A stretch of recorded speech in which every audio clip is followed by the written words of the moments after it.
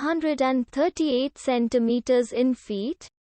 First of all, we need to know the value of 1 centimeter in feet. It's always 1 centimeter equals 0.03280839895 feet.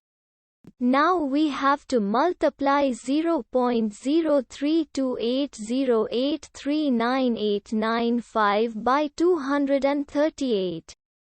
Therefore, 238 centimeters times 0.03280839895 feet equals 7.80839899501 feet. So, in other words, 238 centimeters equals 7.80839899501 feet. We hope you have enjoyed this video. Please like and subscribe to our channel for more videos like this.